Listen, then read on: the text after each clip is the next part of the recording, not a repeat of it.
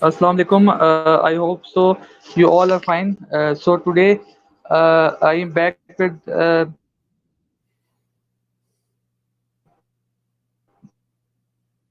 Dr. Naghman Hello. Zuberi. He will give another lecture conclusion. It's yes, sir. Assalamu alaikum, sir. How are you?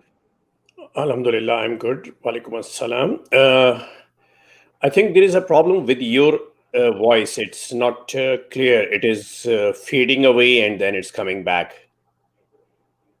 Yes, sir. I have like electricity problem here, so I am Okay. using mobile data. Sir, you Okay. can start your lecture.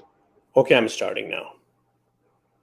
Yes. Okay, guys. So this is the part two of the etiology of malocclusion. And as you proceed with some topic, then you find that, okay, some more explanation, some more discussion would be required.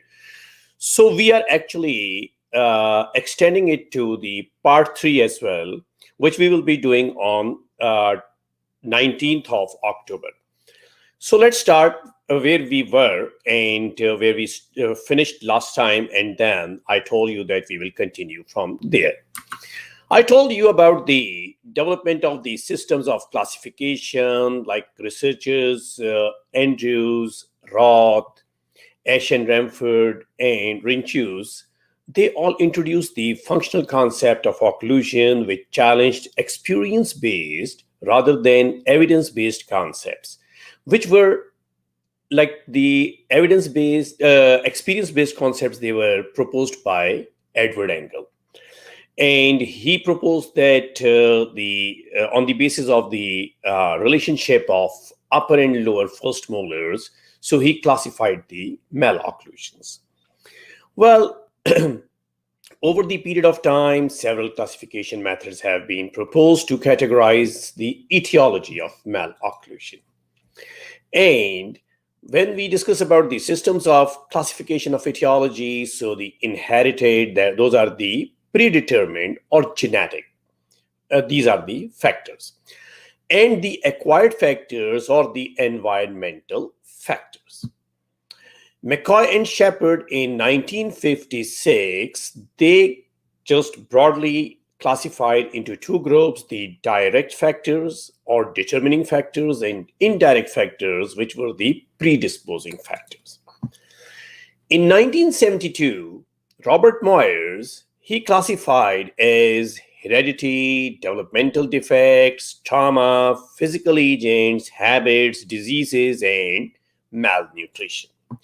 So he classified in the under the heading of heredity neuromuscular factors, bone, supporting bone, as well as the bone of the jaw, teeth, soft tissues. All these factors, they are actually under the influence of heredity. Mostly they are from the inheritance. A person inherits from their biological parents all these things, and they influence the development of occlusion. Then comes the trauma. It could be prenatal or birth injuries, or trauma postnatally. It could be a fracture of the jaw, or it could be trauma to the teeth, like uh, Evel's tooth or intruded tooth or something like that. So both type of traumas, they also influence the development of occlusion. Then comes the physical agents. Say, for instance, there are carious teeth and they were not being treated at the proper time, or they had to be extracted prematurely, or they are lost prematurely, as well as patients, like a person's diet. It also affects, because when a child is growing, they need certain nutrients and for proper growth, and they need some vitamins. So a diet which is deficient in vitamins or other minerals and nutrients, that also affect the development of occlusion. Then comes habits. Thumb sucking and digit sucking, it is the commonest habit we will see among the children from like couple of months old up to like 4 or 5 years common, and then if it is persistent, then definitely it is going to affect the development of occlusion. Tongue thrusting was considered previously as one of the reasons for open bite, but later they found out, last 15-20 years, they found out that actually tongue thrusting is a sequelae to the open bite. It is not the uh, reason for the open bite. Then some children, they have lip sucking, lip biting, even like they have nail biting and all other habits. Then posture plays a very vital role in the whole development of the skeleton, including the occlusion. Then certain diseases, they could be systemic diseases, could be any type of systemic diseases like rickets or maybe osteomalacia or whatever, like vitamin D deficiencies and certain things which are going to affect the general physiology of the person, as well as endocrine diseases. Then the local problems like nasopharyngeal diseases, obstructed respiratory system and disturbed respiratory function, uh, recurrent nasal and upper respiratory tract infections. The person becomes oral breather instead of nasal breather. And not in all the cases the malocclusion is going to be developed, but in some of the cases, it also affects the developing occlusion. Then gingival and periodontal diseases, and certain cases in certain children, because of some underlying systemic problems, the periodontal problems also prevail. They are dependent on the systemic problem, and they also affect the developing dentition. I have already mentioned about the caries. When there are caries, then especially the proximal caries, then there are like spaces available in teeth, they tend to move mesially. So if they are not being restored at the proper time, there would be definitely disturbance in the developing occlusion. Certain tumors and certain cysts, they also uh, displace the teeth, and they are also going to affect the developing occlusion. Then other factors I have already mentioned about the malnutrition as well as the developmental defects of some unknown origin. So that's how Robert Moyers, he classified the etiology of malocclusion in the year 1972. Then came the White and Gardner's classification, and they broadly classified under the heading of dental base abnormalities, then pre-eruption abnormalities, as well as post-eruption abnormalities. So dental base abnormalities, antero-posterior malrelationship, like class 2, class 3 malocclusions. Vertical malrelationship means open bite, deep bite. Then the lateral malrelationship, which could be posterior cross bites. It could be lingual cross bite, it could be buccal cross bite, it could be a scissors bite, etc., etc. Then disproportion of the size between teeth and basal bone, crowding or the spacing problems. And then certain congenital abnormalities like maybe cleft lip, cleft palate, or some other problems. So they also influence the occlusion. Then pre-eruption abnormalities, those are the abnormalities in the position of developing tooth germ. It is not present at the right place. Or maybe agenesis of certain teeth, most commonly mandibular second premolars. And then maxillary lateral incisors. We are talking about the permanent teeth.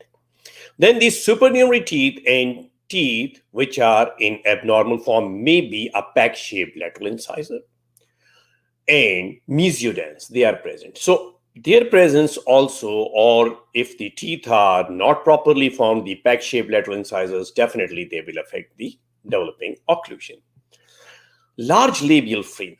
Well, this is again nowadays, like previously in the till 1990s, when they were seeing that any labial frenum which is very large and there is a diastema, so all the orthodontists, they were referring those patients to the oral surgeons, and a lot of frenectomies were being done.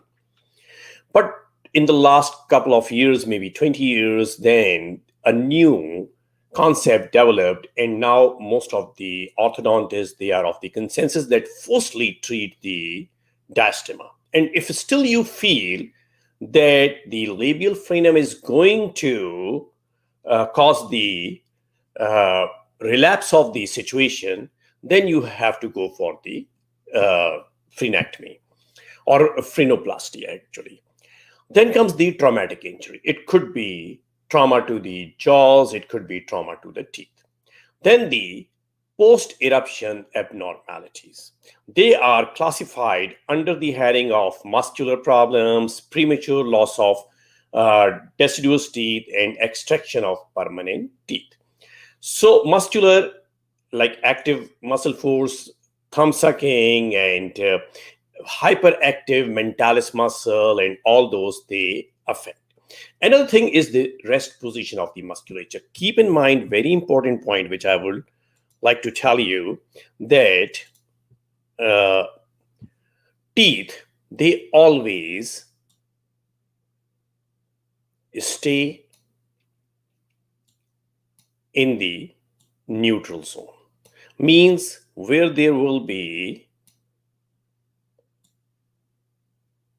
neutral effect from the tongue as well as from the lips or the circumoral oral musculature.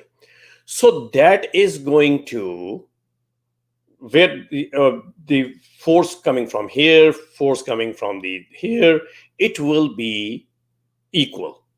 Teeth are going to accommodate themselves in the neutral zone. So that is also one of the effect which will be causing malocclusion to develop if there is very hyperactive mentalis muscle. So maybe you will see that it is going to affect the lower arch form, and if there is no proper lip seal, so you will see procline incisors, etc., etc.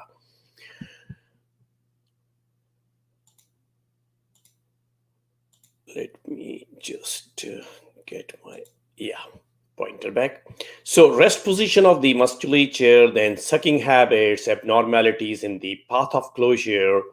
Then comes the premature loss of deciduous teeth. Most commonly, the deciduous molars, when they are lost, they affect the arch length. And like if the situation is not tackled at the appropriate time and the space maintainers are not placed, then the loss in the arch length will be there. And definitely it is going to create problem in future when the permanent teeth, they are going to erupt. So there won't be adequate space to accommodate those. Similarly, extraction of the permanent teeth, especially the most common tooth which is lost at an early age, is first permanent molar, and that is most commonly mandibular.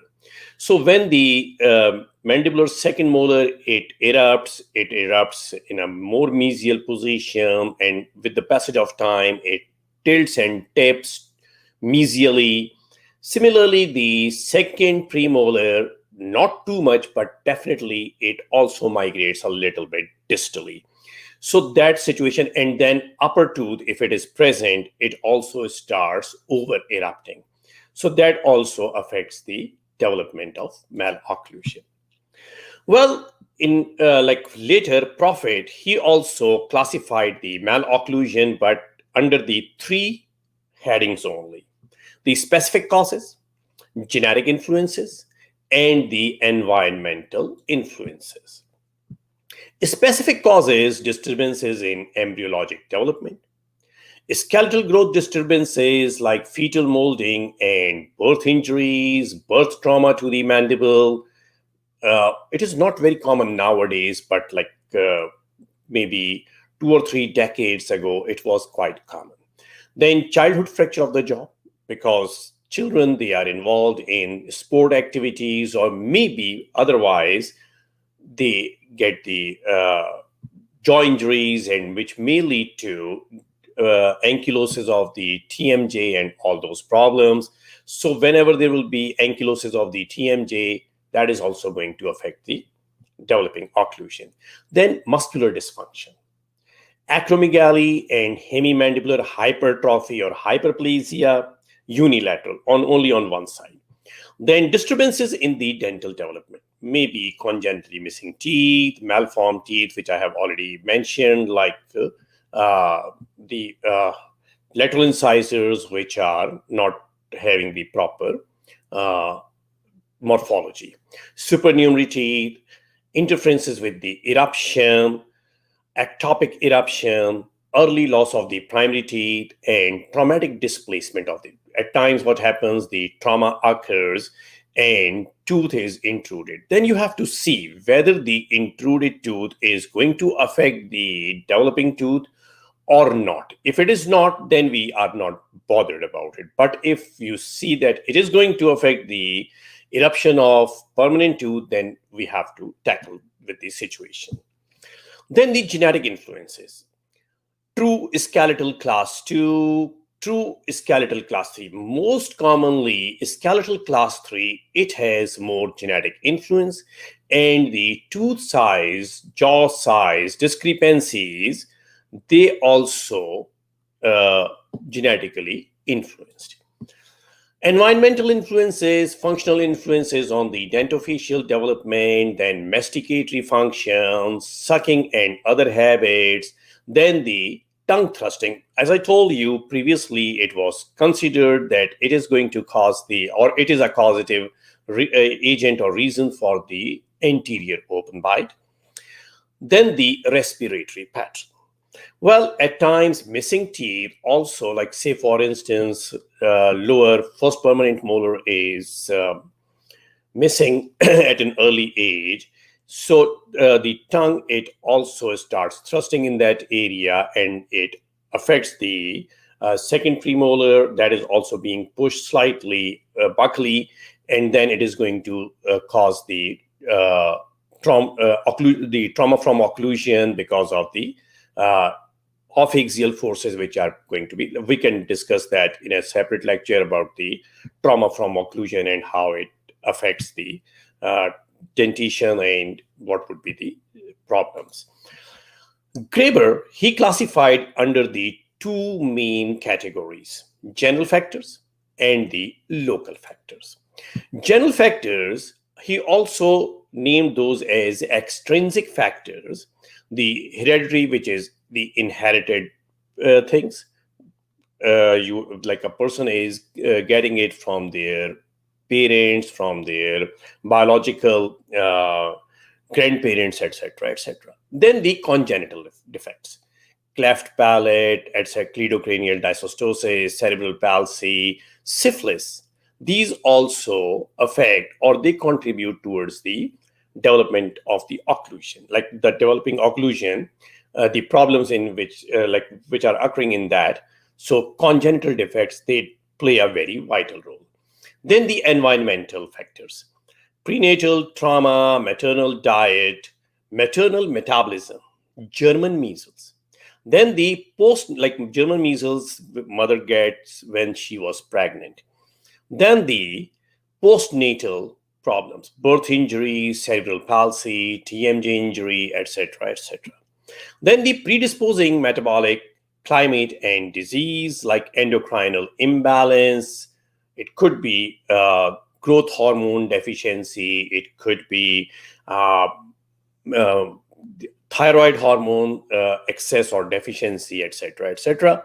Then the metabolic disturbances, infectious disease. Metabolic disturbances are so many, and even the juvenile diabetes, it also one of the metabolic disturbances.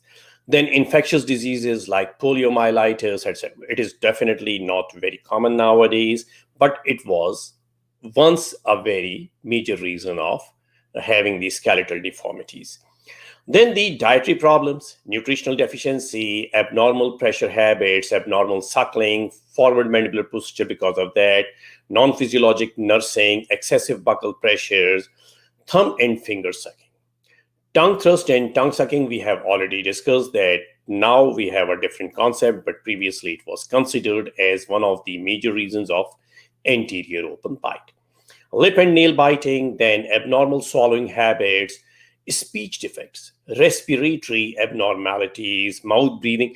But keep in mind that respiratory problems or mouth breathing, they are not going to affect each and every single individual who is having mouth breathing problems or adenoids or something like that. Case to case, yes, there is very typical long face appearance, and we consider, if like we see those people, we have this thing in our mind, yes, there would be some respiratory problem during the developing phase, or when the child was developing or growing. Tonsils and adenoids. Then comes the posture, trauma, and accidents. Well, the local factors or the intrinsic factors, the anomalies of the number like supernumerary teeth or missing teeth, then anomalies of the tooth size like microdontia, macrodontia, etc., anomalies of the tooth shape like teeth are not properly, they don't have the morphology, especially the maxillary lateral incisors, abnormal labial frenum. I have already discussed about that. Then the premature loss of the tooth. Most commonly, the reason is caries. Then prolonged retention of the deciduous tooth, and especially the anterior dental crossbite. It develops because of prolonged retention of the deciduous maxillary incisors. So maxillary permanent incisors, which are erupting, they are trying to erupt from the more lingual and more apical position. They start developing, though the permanent teeth, like the deciduous teeth, are still present. So permanent teeth, they start erupting, and when they start erupting, they erupt in a more lingual position, leading to dental crossbite of a one tooth or maybe couple of teeth. Then the delayed eruption of permanent teeth, abnormal eruptive path, ankylosis of the teeth, dental caries, and improper dental restorations. The tooth are not properly restored.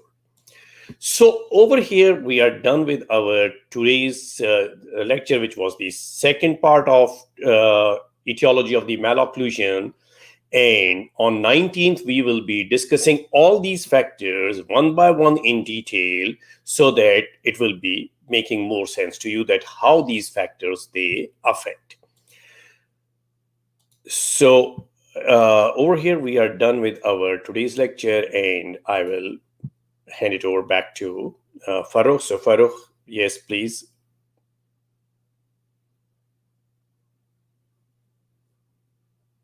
Sir, today's lecture was very good. Thanks for this bit of information. Sir, I had a question I would ask you. Sir, if a patient has a fracture of mandible, Yes. so I just read in one of my book, when a patient had fracture in the mandible, then when you like then or if like a patient has a resort tooth basically, so your mandible and your occlusion can deviate also as well. Yes, it does. So sir, is it truth? Yes, Yes it sir. could be possible. First of all, trauma be can have the detrimental effects in many ways, and this is one of those. Okay sir, thank you very much. I You are don't welcome. think so sir. Anyone has other question? Thanks a Anyone lot who sir has for the any today's questions, lecture. they can always post, and they can always send it to me or you, and we can address to all these questions. Sure sir, thank you very Thank much you sir. very much. Khuda Okay, Hafiz. Allah Hafiz. Khuda Hafiz.